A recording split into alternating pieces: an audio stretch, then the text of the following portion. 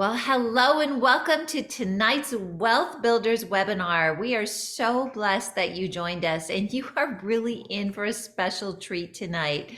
You know, we were reading together, we are just talking about the title, and I'm going to introduce you, David Lapp, here in a moment. He's like, who is this guy? And I tell him, David, this is true. Listen to this title. Build a successful nonprofit or business and how CEO David Lapp feeds 50,000 people a day through blessings of hope. Isn't that amazing? And so, David, I've already, everybody knows now that you're our speaker. So can you just take a moment and say hi to everybody? Well, I pulled numbers just before the webinar here. It's actually 59,000 meals a day on a 90-day average. So, hello. So it's even better than what we marketed. Now, how Yeah. about that? Yeah. Yeah, you're all in really in for a treat with David. If I could just share a little bit, if I have a chance to be around David, like one time we were driving around his area and he was showing me all these things and he just kept coming out with these one-liners, these leadership quotes. It's like, oh my goodness, this guy is so full of wisdom. You're really going to enjoy him. I've learned so much from him and you will too. I also just want to take a moment and welcome our other coaches that are on tonight. We've got Troy Peterson from Melbourne, Florida. So Troy, if you would just like to greet everybody, that'd be great. Hi, everybody. So glad you could be here. I know it's a big sacrifice to take out the time, but you will be blessed today. Thanks for joining us. Amen. And Frank Poley, Frank. Hey everybody, thanks for joining us. I am always amazed when David talks about what it is they do. When I talk to some of my friends and siblings and stuff, I have to send them the video because they don't believe me. So it's pretty awesome. Really awesome. And Pastor Mike Davis. Yes, like Frank, I am just flabbergasted and just in awe of what David and his crew does. And so I'm looking forward tonight to what you have to say, David. It's going to be awesome. And we just want to welcome all of you on behalf of Billy and Becky Eberhardt. We're so grateful that you are part of the Wealth Builders family. And I want to hear about you. I want to hear where you're tuning in from. So if you could just take a moment for me in the chat section and just let me know where your name, where you're tuning in from. I want to give you a shout out. And then as you're doing that, I want to remind you that this is an interactive webinar. What we mean by that is that we've got time that we reserve at the end of this to answer any questions that you might have. And so here we go. We've got Don Lance that is tuning in from Colorado Springs. Don, welcome. Wow, we've got Rena, who's coming in from Saskatchewan, Canada. So glad to have you join us. Roma from San Jose, California, welcome. We've got Xenia from Gresham. Hopefully I'm saying that, Oregon. We have, oh, this is amazing. Okay, I'm just backing up the chat here. I want to call out all of you. We have got Maureen coming in from Marine and Remo from Lakeland, Florida, just down the road. We've got Dentro, sounds like Central from Wilmington, North Carolina. Welcome, so glad to have you. Gary and Shannon from another one from Lakeland, Florida. Welcome. Oh, Maureen and Jack, we're so glad to have you on. Maureen says she is on, but Jack is flying back from Connecticut, some of our coaching family. Thank you so much. Donna from Kentucky. Hi, Donna, another coaching family person. We have got Haley tuning in from Dallas, Texas. So good to have you on. We've got Jerry from Gilbert, Arizona. Great to have you on, Jerry. We've got Tisha from Little Elm, Texas. Welcome from Texas. And another coaching family from Portland, Oregon. Ed, thank you so much for joining us tonight. Brian, also from Colorado Springs. Jojo tuning in from Ghana. Wow, we're so glad to have you, Jojo. Keith and Carol coming in from Claiborne, Texas. Terry Wheeler, hello from Colorado Springs. So glad to have you. Joseph from Trinidad and Tobago. So glad to have you. I'm not sure if I pronounced that right, but you know who you are. We have got Adonai coming in from London in the UK. Welcome. And we've got Eunice from New York. We are so glad to have all of you. So please just keep posting. Oh, we've got Chuck coming in from Sierra Vista, Arizona.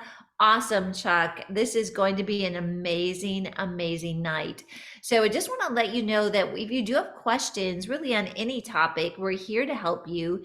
And so you can go ahead and enter those questions in the chat section or in the Q&A if you're on by Zoom.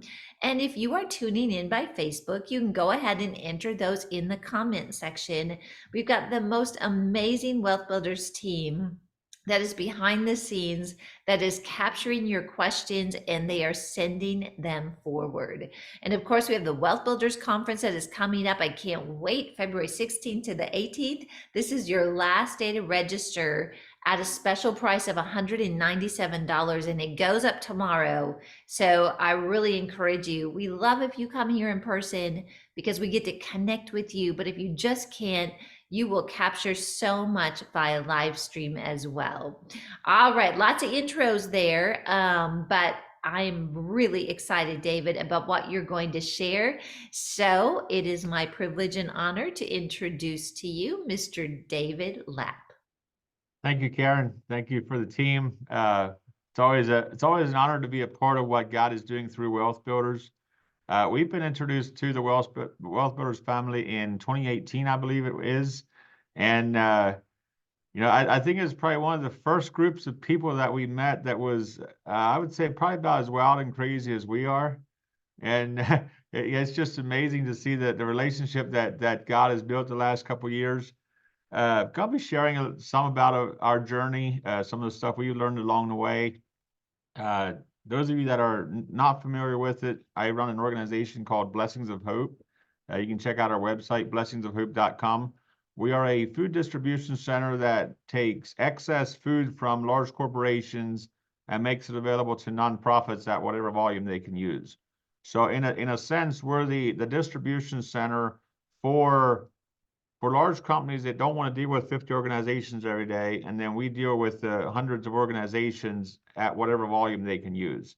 The title of my topic tonight is Scaling a Business from Startup to 100 plus employees.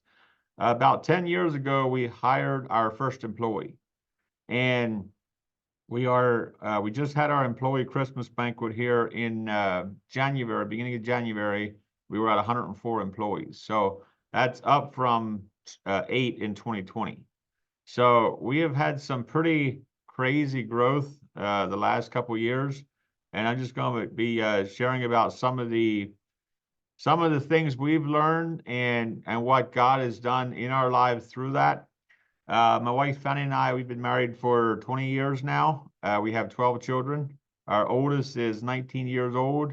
We have 7 girls and 5 boys, and the youngest 2 are twins. So they are a tremendous blessing. I think they're right around 20-month-old now, and we just love the energy they bring to our family and how we can, as they keep growing up, taking the next steps. And I just had to think of, how God celebrates the next steps in our lives as we step out in faith, as we try new things. And as we get started here, a few things to keep in mind from my perspective. Running a for-profit business or a nonprofit, it's really not much of a difference, other than the fact that at the end of the day, all the profits go back into the business. So as a leader I'm also involved in some for-profit stuff, but as a nonprofit leader, the way the organization is run is exactly the same as a for-profit organization, but at the end of the day, there's no profit sharing. All the funds go back into the organization. So, as we go through this, the principles that I'm going to be sharing apply to a for-profit or nonprofit. And we have our visions, we have our plans that we like to see. Everything's going to be on one straight line. You start out in business, everything's going to work. But, sometimes God has other plans, or usually God has other plans. And sometimes you got to learn to swim, and sometimes you got to, go through the trials, go through the valleys. But it's really in those trials, in those valleys, where you become stronger in who you are. You become stronger in who God called you to be. And that's what allows you to grow to the next level. So, as we get started here, why do you do what you do? If you think about your business, you think about what you're doing for the kingdom, why are you doing it? And if your vision can be bought with any amount of money, you don't have a vision, you have a job. Because a vision can never be bought. A vision is something that is so deep within you, it is so deep within the core of your being that a paycheck cannot buy it. And if you can be talked out of your vision, by all means do it in the beginning, not after a couple years after I guess you'll learn as you go, but let the vision lead you, and but stay strong to the vision. And with all this, looking back, what I believe has been the anchor point in my life is the connection that I have with God. There's nothing that's going to replace my personal interaction with God on a daily basis, almost on a friendship level. Like, I take my relationship with God very seriously, to the point where, build that relationship to the point where you can actually trust that what God is showing you is where you want to go. I like to see my relationship with God similar to a Wi-Fi connection on a computer. I don't need to download everything onto my computer that's on the internet. I just need to be able to access it when I need it. And I see that the same thing with my relationship with God. I don't need to memorize the Bible from cover to cover. I don't need to memorize everything. The Bible talks about being ready in season and out of season, and that God would show you what you need at the right time. And I'm very, very well aware that, as we go through life, as God shows us what we need at the right time, and we're able to take that step and just walk through the challenges as they come up. Now, another thing is to lead by example. The question I have for you is, would you hire you? If you, as a business leader, were interviewing yourself for the job of leading your company, would you hire yourself to lead your company? And the truth of the matter is, if you're a business leader, if you're a leader in whatever capacity, you are hiring yourself to lead that position. So I encourage you to dig deep into the inner core of your being and discover who you are. And if you're not the leader that you need to be, there's unlimited amounts of teaching out there to get you to where you want to go. There is so many free resources, and even some events similar to like the Wealth Builders or events like that you invest in yourself, you become the leader that you need to be. Because if you can't honestly look at yourself in the mirror and say, yes, I trust you to lead my organization, then you need to focus on developing yourself to the point where you can lead your organization.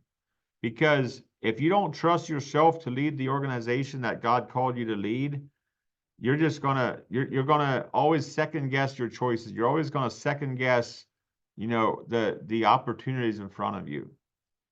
I love the quote by my friend Jerry Horst. It says, "Integrity is when those who know you the best love you the most." And the family or the friends or the people in your life that know the most about you, they know you the best. If those are the people that trust you the most, that's when you know you're walking in integrity. As we develop into a leadership position, probably one of the biggest things that people deal with is the fear of failure. And I'm telling you right up front, if you're afraid of failing, I recommend that you repent of that and you actually embrace failure, because failure is that's where you learn. And my definition of a failure is a well thought out plan that didn't go the way you thought it would go. And if you're walking with God and you're taking that next step, what can go wrong? And then the other question is, what can go right? because I believe that, 99% of the things that people worry about never happen. So why spend all that energy worrying about something if you know God called you to walk through it? And 2 Timothy 1:7 says, God has not given us a spirit of fear, but of power, love, and a sound mind. So as you think about fear of failure, as you think about, what could go wrong, what about if God is leading you, what can go right? What can you do? How can you impact society if you walk where God called you to walk and you walk in the in the anointing that God has for you? I believe that the fear of failure is the biggest missed opportunity that there is. There's so much opportunity lost in the fear of failure that there's so many dreams that go to people's graves because they're afraid of what could go wrong. They're afraid of what if I try something and it doesn't work? Or what if you try something and it does work? The quote by Thomas Watson Jr. said, if you want to increase your success rate, double your failure rate. And there's so much to that where, in order to walk where God called you to walk, you have to take chances. You have to be willing to step out in faith and try something. Reminded of about 5 years ago, our team, we're talking about it, that we hear a lot of people that go through life, they know God called them to do something. They have all kinds of ways of telling God that his plans are crazy. They have all kinds of strategies to educate God what is possible and what is not possible. And, after years of being miserable, they end up getting to a point where they try it and it works. And we have talked about this about 5 years ago. What would happen if we would choose to walk where God called us to walk and not try to educate God if it's possible or not, but take that next step in faith and ask God to show us how to walk through the problems, ask God to show us how to walk through the opportunities before us, and then take that next step. Because if you know what your next step is, you're never stuck. You're only stuck if you're trying to figure things out way ahead. But if you know what God called you to do today, and you take that step, and then you look back in a few weeks or a few years, and you're like, I have no idea how I got here other than the hand of God. But the way we got to where we are is by being willing to take that next step, even if we don't understand everything. Another thing that we do here at Blessings of Hope is we challenge our team to make mistakes. The first time that I told our team in a team meeting that, I am welcoming mistakes. I'm welcoming them to try things, even if it means making a mistake. And I believe they initially thought that I was joking, but I told them that if you can make a mistake that God can't fix, then we're in the wrong business. We're trying to do this on our own. Because if you think through something, you think it's going to work, you're going to give it your best, you're going to, if you think about it, your employees or your team, they are here to help the company succeed.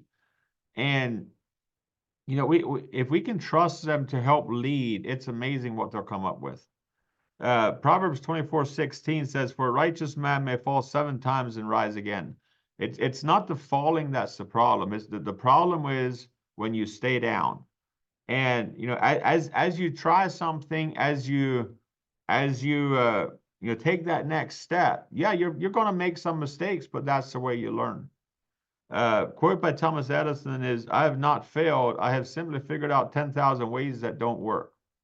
And there's so much truth to that.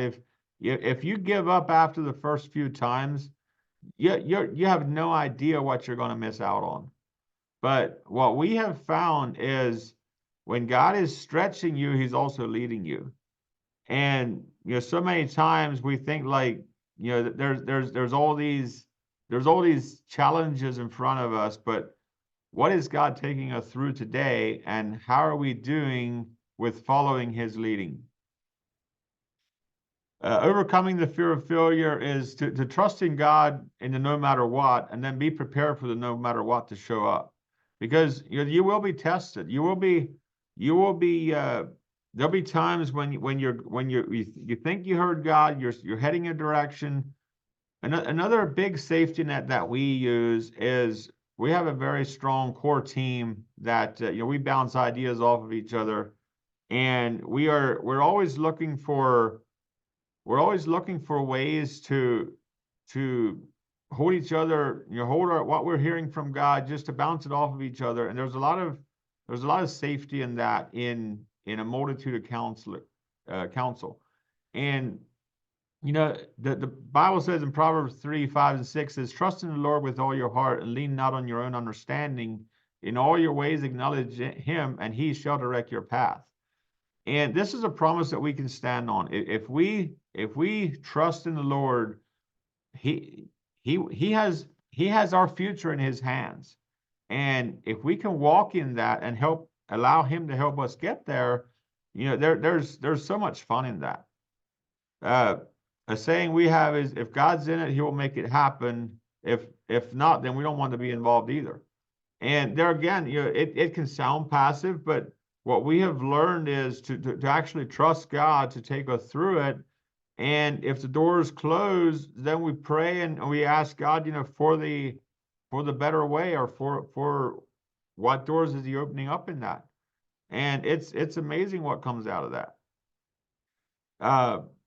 As you learn to delegate, to your team members, we had to. There was times when, as we were growing, we had some pretty significant growth the last 3 years, and as we were growing, we had to delegate people or delegate tasks to our team and trust them to figure things out. And I'm reminded of a couple of years ago, I was passing some responsibilities off to one of my nieces, and it was hard for me to let go, just simply because I've been doing this all these years and I knew how to do it. I love doing it. And one day she asked me, she said, "What's wrong? Don't you trust that I want to do what's best for the organization?" And I had to admit that I did trust that she wanted what was right, what was best for the organization. And that was a big step for me to see that I can actually pass this stuff off to her. But it was interesting is this year, or this past year, she is going through the same thing that I was going through a few years ago, where she is now delegating to her team members. And I just had to rub it into her that one day I was like, what's wrong? Don't you trust that they want to do what's best for the organization? And so that she had to go back to 2020 when she said that to me, and realize that, yeah, she does. And through that, she was able to, more efficiently pass more stuff off. But it's amazing as we grow and we keep, reminding each other of what God is doing. And what God is doing is so much bigger than any of us individually. And it's just amazing. Another thing to keep in mind is, as you're delegating authority, you also have to, as you're delegating responsibility, you also have to delegate authority. The authority and the responsibility have to be delegated equally, so the people have the authority to carry out the responsibilities that you're passing off to them. If you just delegate authority, you have dictatorship. If you just delegate responsibility, you have frustration. And it's hard to grow a team if you don't delegate the responsibility and the authority and empower your team to carry out the tasks in front of them. One of the methods of delegation that we have learned was through Dean Radke. He has a method of teams leading teams, and that has just worked so well for us, where I believe if I'm thinking correctly, he says that everybody can lead 4 to 6 people effectively. If you go much beyond 4 to 6 people, you are overloading your teams. You're missing pieces of it. So the way our organization is structured is we have an executive team, then we have director level that each lead, every level down, they lead a team of people that takes care of a part of the organization. And it's so freeing. I am, as a CEO here at Blessings of Hope, I hardly get involved in the day-to-day operations anymore.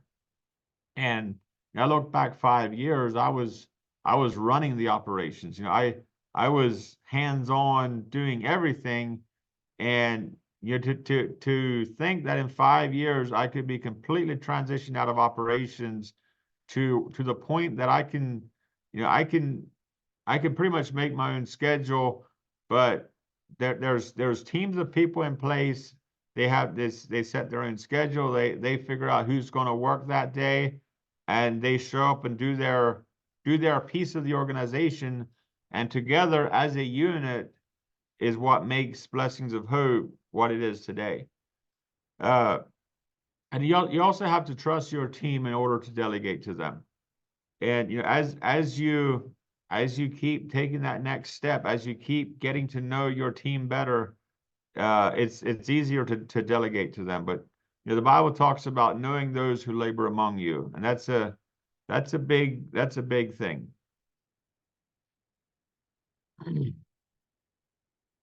Quote by Dave Zook. Dave Zook is an investor friend of mine that he has done quite a significant amount of syndications already. Quote from him is, "If our team succeeds one time out of every 10 new things, I consider that a win." So if they have a 90% failure rate, he considers it a win. And you know, most people, if they fail once, or if one thing doesn't go the way they think it should, they're down in the dumps. But here's a very successful businessman saying that if his team has a 90% failure rate on new things that they try out, the 10% success rate that they have is way beyond the cost of the 90% failure rate. You know, as you're building your team, empower your team.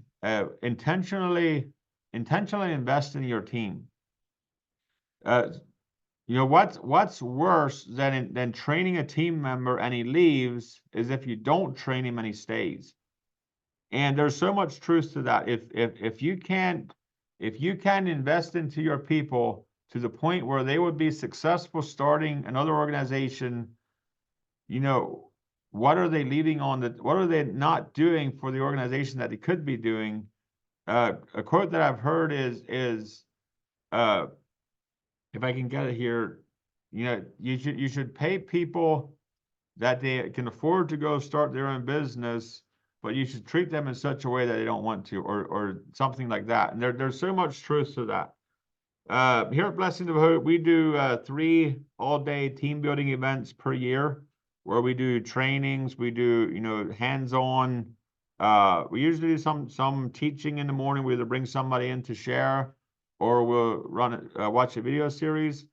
Then we'll do some interactive team building events. It's an all-day event, and it's a great way as we keep growing, as we are now in 5 different locations, you know, to get to know the teams and to build collaboration between the teams.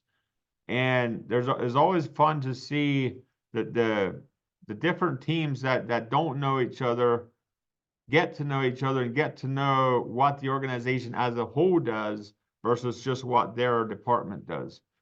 And we actually have another one coming up next week, and we're looking forward to just seeing the collaboration among the team.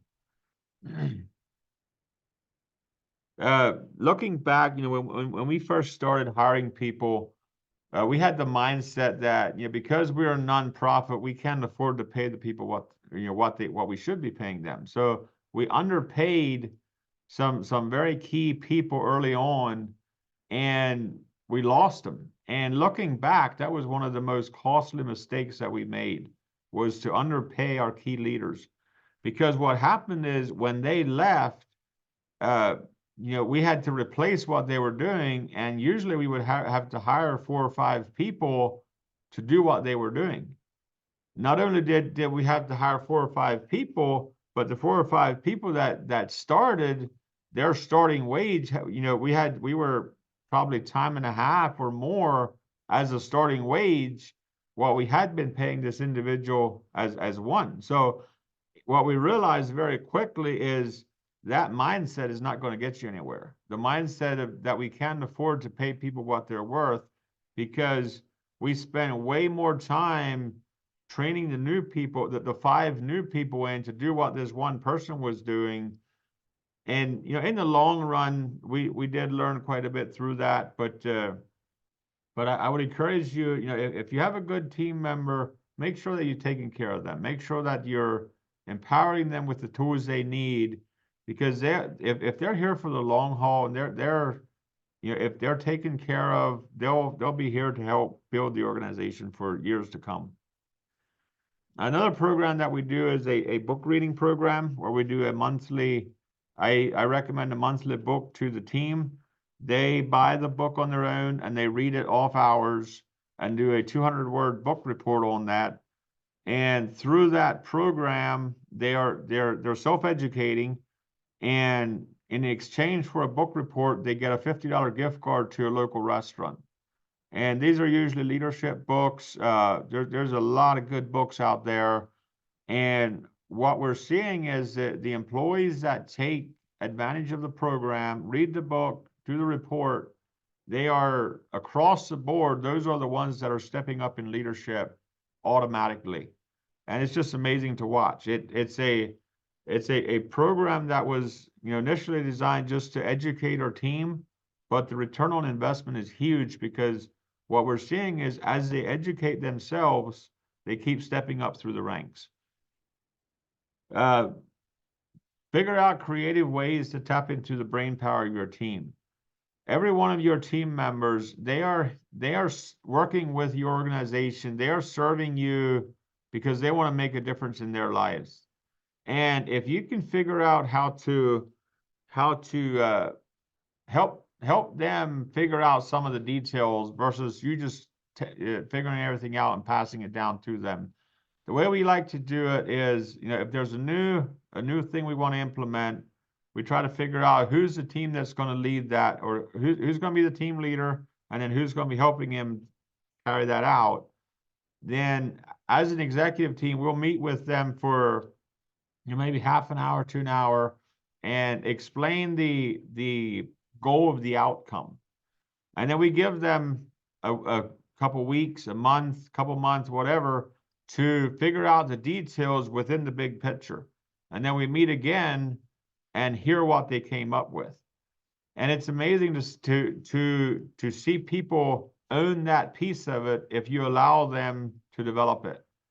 And there's so many great ideas that come out of this type of a strategy that, you know, if we would be limited to our capacity as leaders, we would be limited to how fast we can grow.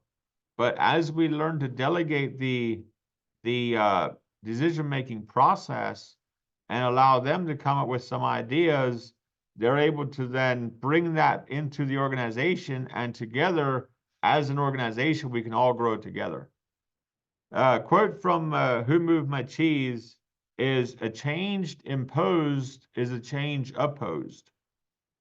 There's so much truth to that. If you come to your team and you just say, leadership decided we're going to do this, and they don't have any say in that, you're going to have a much harder time convincing them to own it, convincing them to run with it, than you will if you approach them with, this is the goal that we have, this is the opportunity that we were trying to accomplish, and invite them into the process of figuring out the details, how to make that happen, and then let them run with it.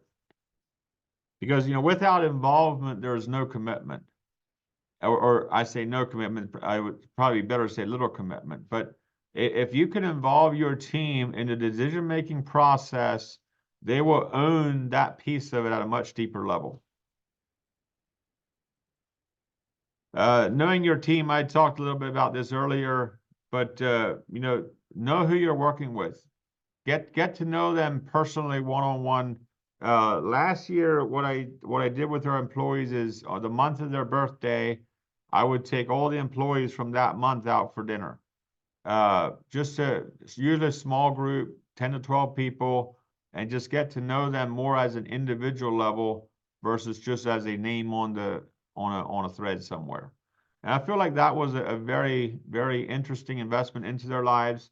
What we're doing this year is we are stepping up our game on the onboarding process for new employees.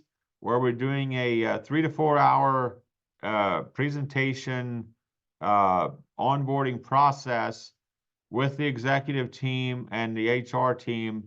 And then every 2 weeks, we're planning on doing this with any new employees, and then fill up the room with current employees with a max of 12 people in the room, or 12 people around the table.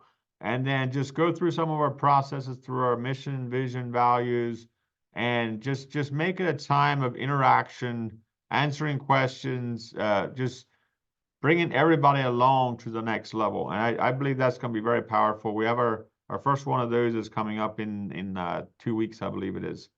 So that's always a you know, that idea actually was birthed out of one of our other leaders in the organization, and she's pretty much running with the ideas around it.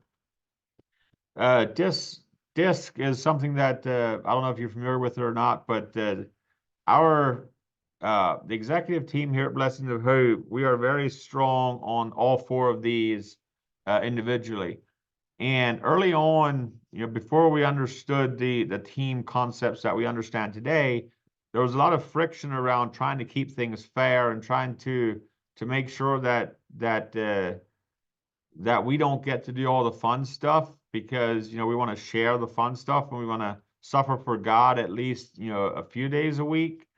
And when we realized that what I like to do is not what Aaron likes to do, is not what Steve likes to do, is not what Jake likes to do, it really freed us up to do what we enjoy doing. And I heard a quote a couple of years ago that says, if 2 of you agree on everything, 1 of you is unnecessary. And there's so much truth to that, where if you're just a yes man, if you're just sitting around the table and you're agreeing with everything that comes up, why are you not an original? Why are you not speaking into the direction of the organization? And as we understood who we are with the DISC model, we realized that I'm a high C. I love papers, I love computers, I love details, and Aaron's a high I. And anything with computers just frustrates him. And when we understood that concept, and I let Aaron go do his meetings. I do some meetings more than I used to, but when we just understood that we each know where we flow, it has really freed up a lot of friction amongst our team and took us to the next level. Quote by Steve Jobs is, it doesn't make sense to hire smart people and tell them what to do. We hire smart people so they tell us what to do. And there's so much truth in that, is as you grow your team, as you empower them to do what you hired them to do, let them walk it out. I see I'm running out of time here, so I'm going to probably skip over some of these a little faster. Meetings is another thing that a lot of people struggle with in leadership. I would say the biggest frustration with meetings is usually when there's different visions or different agendas for the meeting. So make sure you know what type of a meeting you're having, because there's different types of meetings. And if you know the type of the meeting, if you know sitting around the table, this is what the meeting is going to be, and you stay with that, it can eliminate a lot of the frustrations around that. Develop your ideas. As you're in a meeting, this is a concept we learned from Lance Wallnau, probably 4 or 5 years ago, about the create, advance, refine, and execute. And if there's frustration in a meeting, it's often where one person is still in the creator mode. They're still bringing ideas out, and another person sitting around the table is trying to execute that idea as a finished plan. So, if we're clear on this meeting is a creative meeting, all ideas are welcome. And, I tell our team, if you believe that an idea has a 10% chance of adding value to the conversation, bring it out.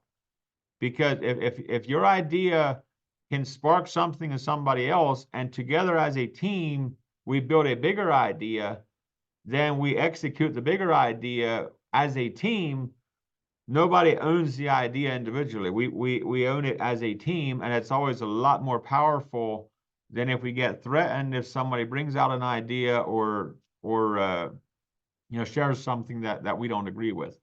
But an idea has to be created initially. You have to bring the pieces on the table, and then you take those pieces and you start tying them together. As you start tying them together, there's always a couple people in the room that are going to start shooting holes into it. And just make sure that you wait to start shooting holes into it until the advancing part is completed. Because once you agree around the table that you feel like you have a pretty good idea, then allow the people that love to shoot holes into it to see if they can shoot it full of holes. Because if they can shoot it full of holes, you might as well do it in a conference room, not out in the public. It's a whole lot less stress. It's a whole lot less risk involved that way. And if they can shoot holes into it, then we need to recreate it, redevelop it. But once you have an idea that's solid, that you can't shoot holes through anymore, then you're ready to execute it. Then you're ready to take that idea public, and it'll go places. We have done that process so many times, and it's amazing to see what comes out of that. With that, as you're developing an idea, be careful how fast you shift altitude, and then also make sure that the team shifts altitude with you, that they're not still in the creative mode and you're now going to the next level. And because changing altitude too fast, changing the subject too fast can bring a lot of frustration to a lot of people. Efficiency and metrics, policies ensure consistency. As you're starting a new idea, as the executive team, we need, or the team that came up with the idea, they need to be actively involved until it's fully implemented. Once it's fully implemented, build a policy and a procedure around it, and then you can pass it off to anybody to run. And always build your structure on the position that needs to be filled, not on the person that you're trying to bring into the organization. Because if you build your team structure on a person and they leave, then you have to figure out what they were doing and how you can bring someone in to replace them. If you build your team structure on a position and then you put people into place to fulfill these positions, if they step out, somebody else can step in. You have your policies and procedures in place, and they pick off right where the other person left off. Document your processes. We use Trainio as an online onboarding training tool, and there's a lot of detail in Trainio. You can do videos, you can do screenshots, pictures, text, and any text is searchable. So if somebody, like if your team, if they want to look up a certain subject, they can type that word into the search field. It pulls up every topic around that specific word. So we really like it to for onboarding, even for as we keep growing, there's always new people coming in, and it's a powerful tool to ensure that everybody's getting the same information, to ensure that I talk to somebody today, tomorrow they talk to somebody else, and on the same subject, and they get two different answers. But if all your processes are documented and everybody's getting the same information from the same base, they get the same answers. Understand and track key metrics. As CEO of the organization, like I said earlier, I hardly get involved in the day-to-day operations, but there's a few key metrics that I watch every day. And as long as those metrics are going in the right direction, and as long as our director level managers are clear with where things are at, they feel good. They don't have any, we meet every 2 weeks just to touch base and to make sure that everything's where it needs to be. As long as they are flowing well, I don't worry about what happens at the organization. We have teams of people in place, and we let them run with it. A quote that I got it from Paul Milligan. I probably was around before Paul, but you can't manage what you don't measure. And so much truth to that. If you don't know where you're going, if you don't know if you're going the right direction or not, it's really hard to manage something. And when we first were talking about tracking, it was like we don't have anything to track, and it's like, well, we have to find ways to track. We have something to track. We just need to figure out what it is. Always look for the third option. If you come up to a situation that gives you two options, don't just pick the lesser of the two evils. There's always a better option that if you don't feel good about the options presented, pray about it and ask God to show you a third option. Don't just go with one of the two.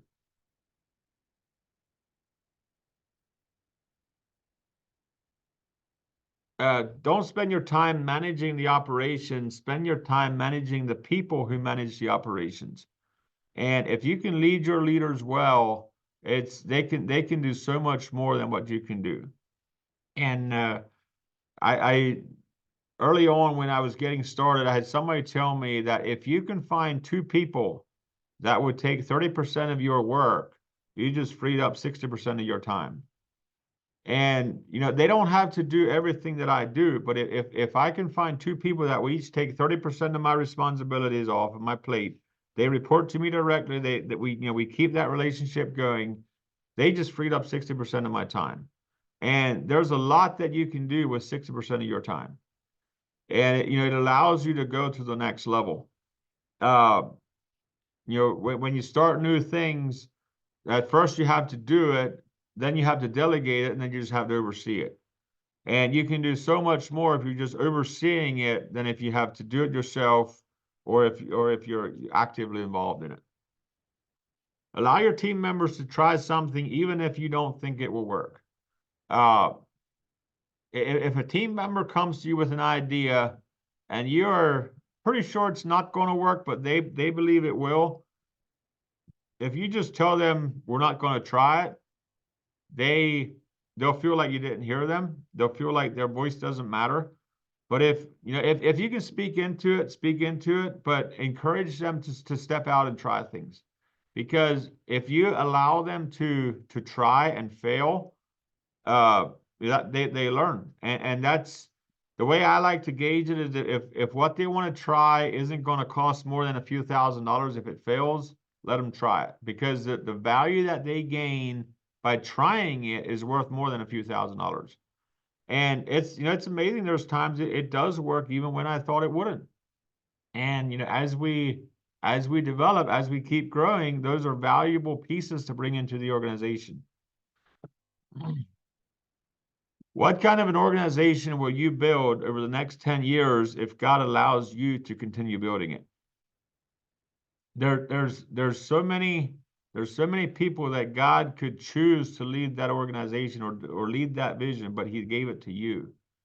And as you step out in faith, as you take that next step, as you lead your life for to make a difference for God's kingdom, what are you going to do individually to bring God a return on His investment? He's giving you all these keys. He's giving you all these ideas, all these strategies. What are you doing with what God gave you? Quote by Donald Trump is, as long as you're going to be thinking anyway, think big.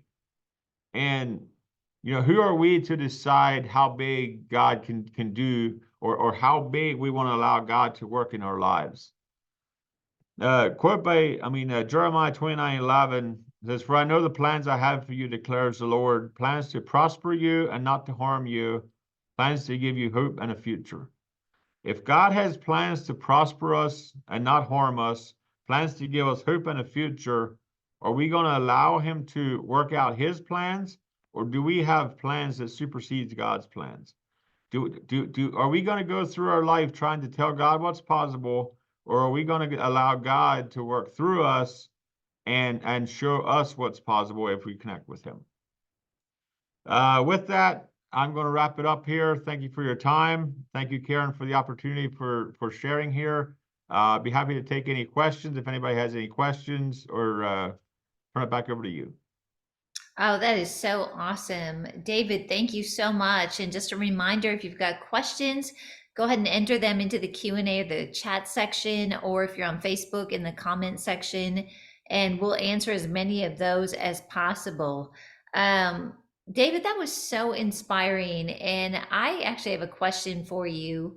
One of the things that we commonly hear from people, or commonly, like, kind of visit with people when they're in this position, is they feel that they heard from God, they step out into it, they hit challenges, and then they're like, oh my gosh, I think we missed God. And I can't tell you how many times I hear that. And I would just love your perspective. What would you say to someone like that?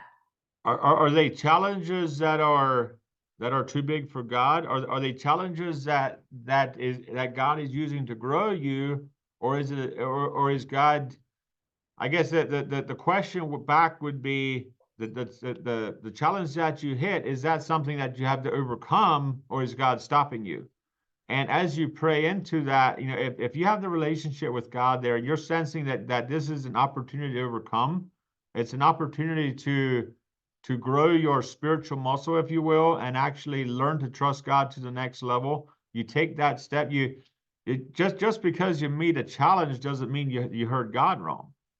Right. And if we would believe that, we would have never met you, Yeah.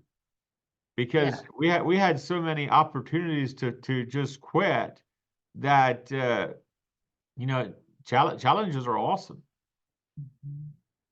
Yeah, and I think that's part of it, David, is that people, they're thinking if they hit a certain number of challenges, or something doesn't go the way they expected, they're just very quick to kind of jump to like, well, I must have missed God. Mhm, mhm.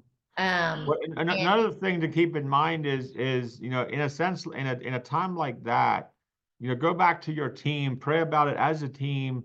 If you as a team believe that you miss God, or that this is something that you can't overcome, then maybe reconsider it, or see if there's a different way around it. Like ask God for the right way to go through that. Because what we have found is usually if God shows us something, and everybody in the team witnesses with it, and when we hit a challenge and everybody pushes into that, it usually doesn't last long. wow, That's been that's our experience. awesome.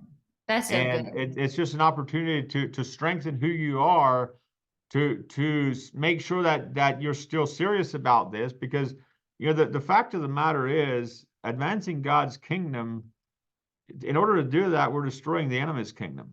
And if there's nothing there, the enemy wouldn't be fighting us.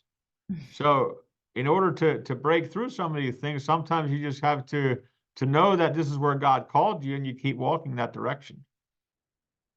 Yeah, and that confidence. And so, what are some things, David, that you and your amazing brothers have, like, how do you know when you get an idea and you start to run into challenges? Like, what are some practical things where hey, I heard from God and we're pushing through, versus, wow, I'm hitting challenges that are supernatural. Maybe I didn't even have the right idea with this business. Like, how do you guys navigate through that in a, like, outside of the team, but just like in your core?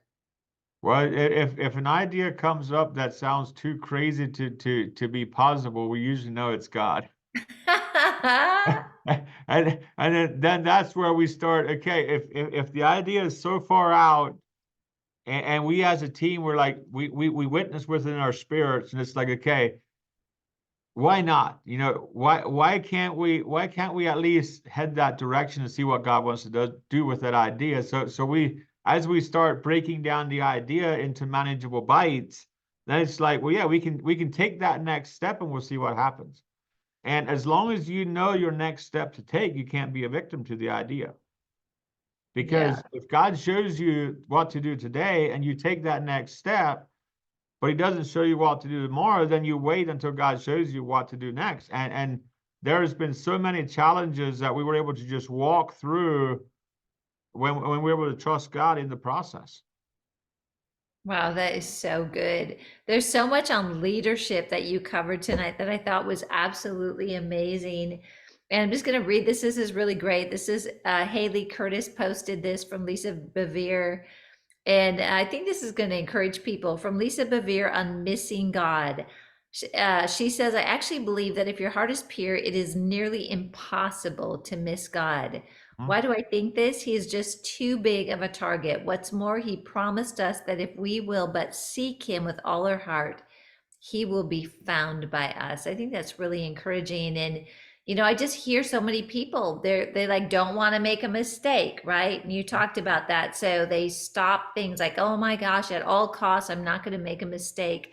I love how you cut through that. So as people are posting additional questions here, I would love to hear from the coaches on what you heard tonight. This has been a blessing. I'm going to start with Pastor Mike, an amazing leader. Pastor Mike, what stood out to you tonight? Well, all of his teaching on having the right team. And, if you're feeding 59,000 people per day, you better have your act together. And you know what was great, I think, David, is that you pulled the wisdom even of the world. The Bible says, that the people of the world, they have things that the church really needs to open up their eyes to. You quoted so many people that had great success in the world, and you gleaned from that and you put it into your organization. And I think that's the wisdom of God. That is the wisdom of God. So I was just excited to hear how great you are at forming teams by just pulling all of the wisdom that was available to you. So that really stood out to me, Karen. That is awesome, Mike. Thank you. Troy? David, phenomenal job. Really enjoy the wisdom that you've got to share. You did bring out so much, and I can say I wished I could have heard you deliver this 10 years ago.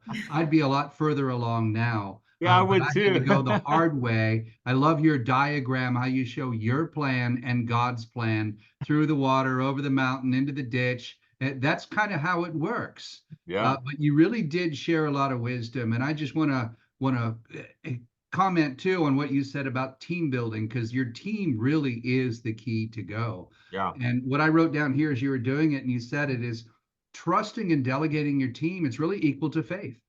If you're praying over your business and you're trusting in God and you trust that God brought those people, then you can trust them. And if you can't, then I guess we don't have faith. I love how you really brought that out and put the emphasis on team. Wonderful. mhm. Thank you. Awesome. Great. Frank? I love the part about delegation because as a businessman, when I first started in business, it's like nobody can do it as well as I can, and so I'm going to just do it myself. You've been down that route, and of course, you've got to get used to that. But I just, I read a story, and I've used this for a while. Is when we got a little baby and we're teaching him how to walk. I mean, they make some steps, they fall down, and they take a couple, 3 steps. We go, yay, yay, hey. Yeah, Finally, they're able to walk about 5 feet. Well, we don't do that with our employees. I mean, they screw up. We go, you screwed up, and maybe it was we didn't train them right, or maybe it's our fault. So, I think training and delegation are the key to where you're at right now. yeah. That is so good.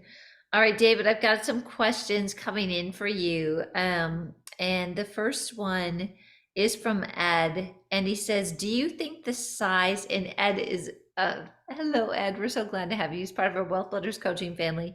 Do you think the size or strength of your vision is connected to your ability to raise money? Isn't that an intriguing question?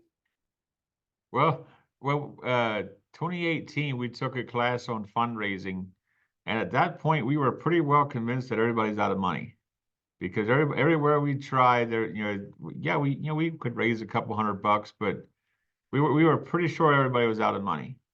But I am more convinced now than ever that people are not out of money, and what we have found is as we connect with people, as we allow them to speak into the organization, into our lives, they want to be a part of what God is doing.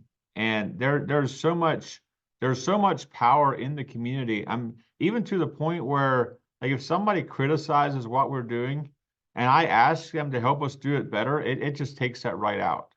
So And and but yeah, there's definitely an aspect here of having faith for the more and trusting God to bring the resources for the more. I mean, in 2018, our annual operating budget was $600,000.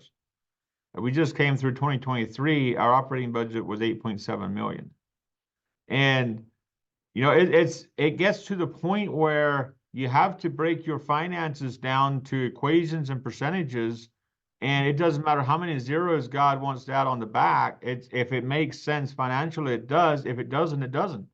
And yeah, right now $1 million it's not what it was 5 years ago. I mean, not in my mind, but yeah, and it's a lot of just trusting God with the faith, being faithful in the little, and then allowing Him to bring the much.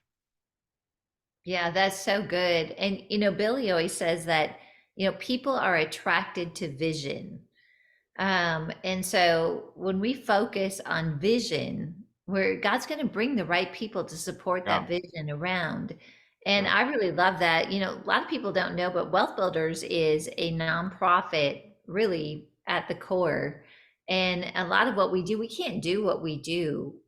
We don't charge enough for different things to function without partners and people giving to the nonprofit, because we're just, Billy and Becky's heart is we want to get this out to as many people as possible.